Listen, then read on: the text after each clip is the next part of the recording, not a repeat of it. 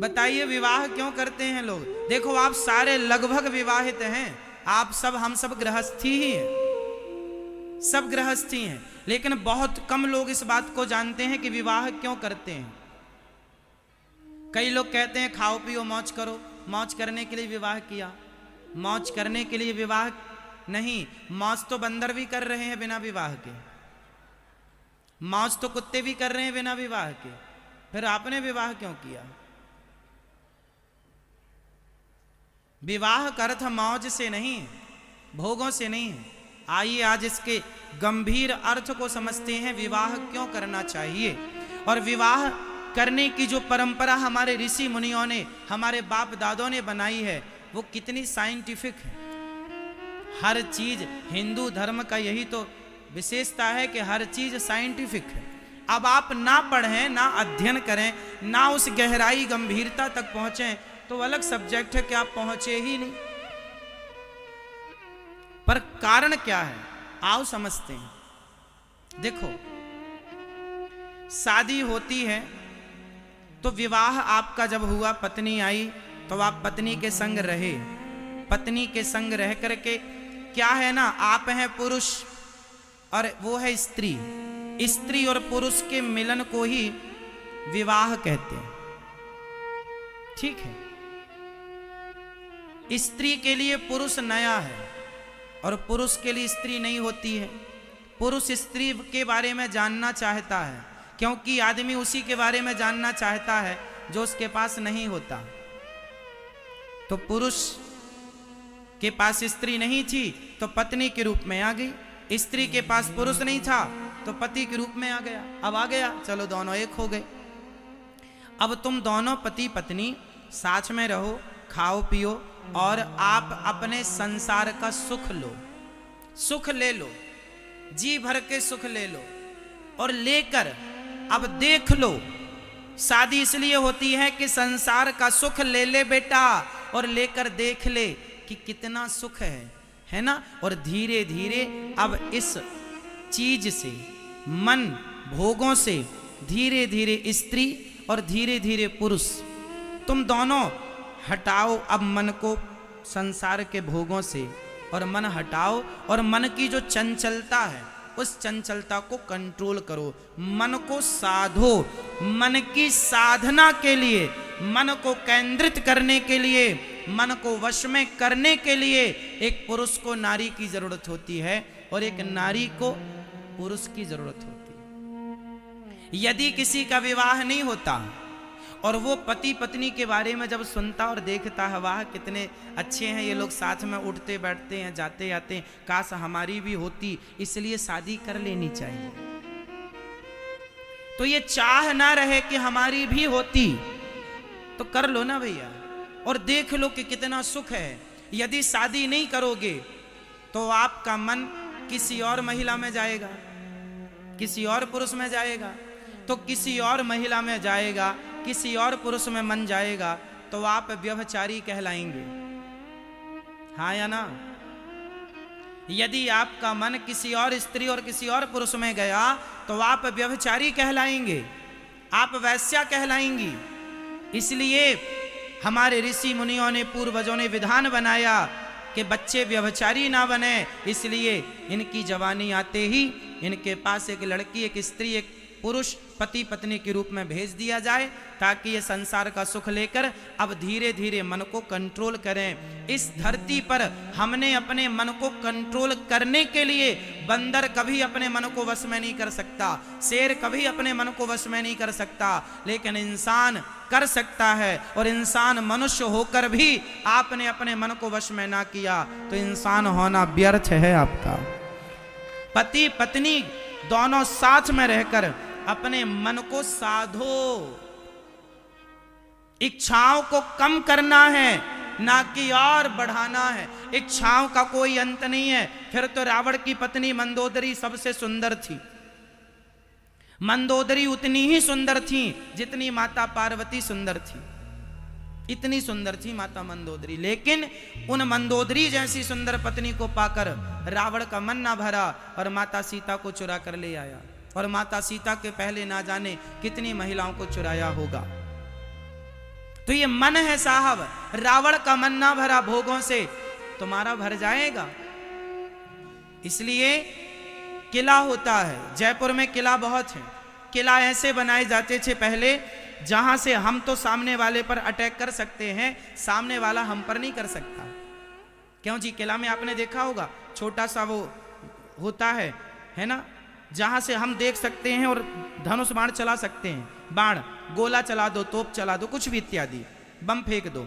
पर वहां से फेंकेगा वो तो आपको लगेगा ही नहीं, क्योंकि आप किला में सुरक्षित हैं। उसका छोड़ा बाण आपको नहीं लगेगा, पर आपका छोड़ा उसे लगेगा। हाँ या ना? ये किले की खासियत होती है, हाँ या ना? किला ये सुरक्षा प्रदान करता है। जैसे किला आपको सुरक्षा प्रदान करता है, उसी प्रकार पत्नी हमारी सुरक्षा प्रदान करती है। जो मन कहीं किसी पर स्त्री में जाएगा तो वो पर स्त्री में ना जाकर अपनी पत्नी में मन लगाओ। कभी पर पुरुष में मन जाएगा तो पर पुरुष में मन ना लगाकर अपने पति में लगाओ। इसलिए पति में मन लगाओ और पत्नी में मन लगाओ, और सब जगह से मन हटाकर अंत में भगवान के चरणों में मन लगा दो। यही गृहस्थी। शादी के बाद भी आपका अपनी पत्नी के सिवा पड़ोसन में मन जा रहा है तो आप व्यभिचारी हैं। शादी के बाद आपका मन अपने पति के सिवा पर मर्द में, पर पुरुष में जा रहा है तो आप वैश्या हैं। हाँ या ना? तो मन को कंट्रोल करने के लिए विवाह होता है, ना कि मन को और अशांत करने के लिए। पर कंट्रोल दिखता ही नहीं किसी का। बुढ़ापे में आदमी शादी कर रहा है आजकल।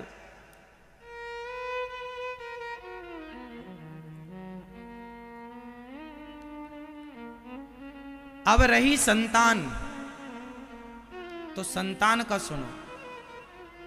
जब आप गृहस्थ में रहेंगे ना, तो एक सच्चा और एक अच्छा गृहस्थी क्या चाहता है? आप कैसी संतान चाहते हैं? देशभक्त, राष्ट्रभक्त, दानी, ऐसी संतान हो आपकी जो देश के काम आए या भक्त बनकर भगवान के काम आए। अरे जननी जने तो भक्त जने, या दाता या सूर, या से तो बंध्या भली काहे गवावे नूर।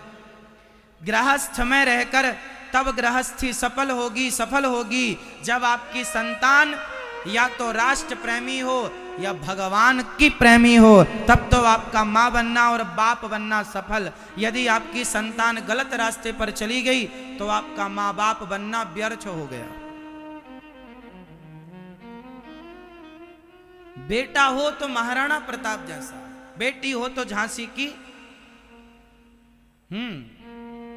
मीरा जैसी हो। तो कैसी बेटी चाहिए आपको?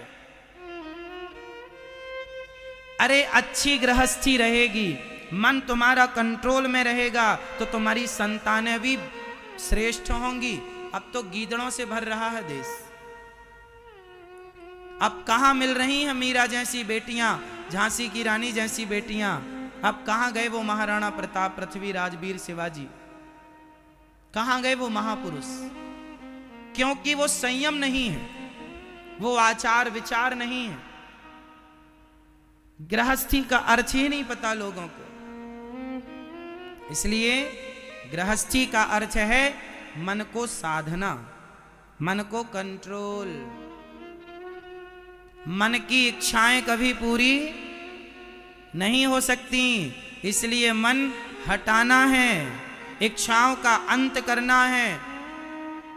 एक आदमी, एक सज्जन हमसे कह रहे थे, महाराज जी, एक सज्जन ने कहा कि जब मन होए तो खाने का तो खा लेना चाहिए, मन हो संसार के सुख का तो सुख ले लेना चाहिए, इसमें क्या बुराई है? आपके हिसाब से बताइए, आप जितना अधिक खाएंगे उतनी जल्दी आपकी इच्छाएं खत्म होंगी या इच्छाएं और बढ़ेंगी? जोर से बोलना है। आप 56 भोग खाओ, आप अच्छा अच्छा खाओ, तो अच्छा अच्छा खाने से इच्छाएं कम होती हैं कि बढ़ती हैं? जोर से और जोर से।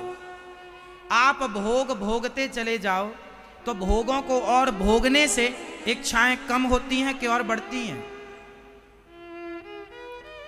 समाधान यह नहीं है कि आप और बढ़ाएं खान पान को या भोगों को। समाधान यह है कि आप चीजों को कम संयमी बने। देखना इंद्रियों के ना घोड़े बढ़ें, इनमें संयम के हरदम ये कोड़े पड़े।